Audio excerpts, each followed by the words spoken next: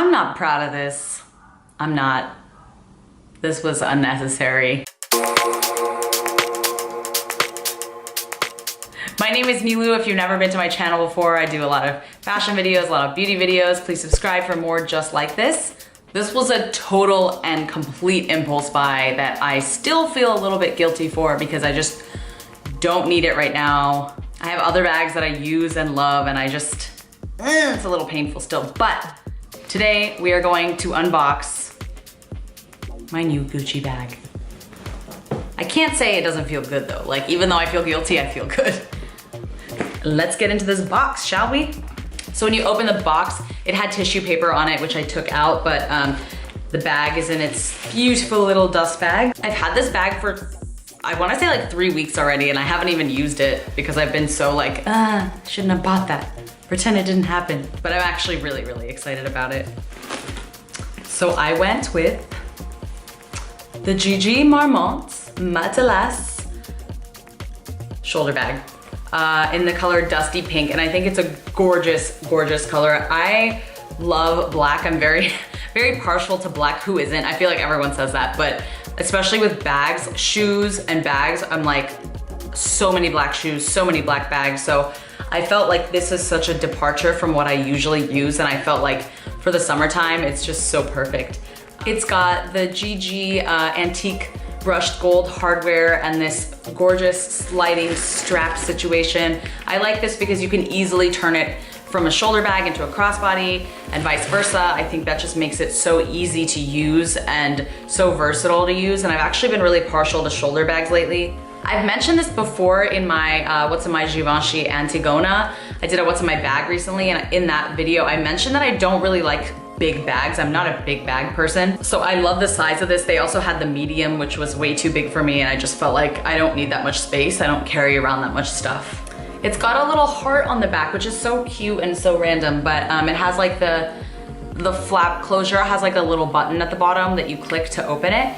And I've actually seen other videos about this, but I feel like if the bag is not full and structured enough that it's kind of hard to close because it won't like click and clasp, and you probably have to like squeeze it, but I mean, I can get over that. I also wish it had a pocket in the back, but I really love this bag. Like I've never really liked light bag colors, but this is such a unique like taupey, dusty pink that is just beautiful, and I don't think I have to be as worried that it's gonna get dirty versus like other light colors or just like a regular light pink. Obviously inside there's some stuffing. Let's take that out. And it's got a beautiful zippered pocket that I actually love. I really, really like the zippered pockets in Gucci bags because they are always super, super long, and you can fit a lot of stuff in there. I did a handbag collection video recently as well, and I talked about 2 of my favorite Gucci bags that I don't think I will ever sell, but I'll link that right here if you haven't seen it. But it's such a decent size. I feel like it's really nice. And the inside is lined with a suede-like fabric. It's not actually suede interior. So the interior is actually microfiber. I'm gonna try this baby on and show you what it looks like actually on my body.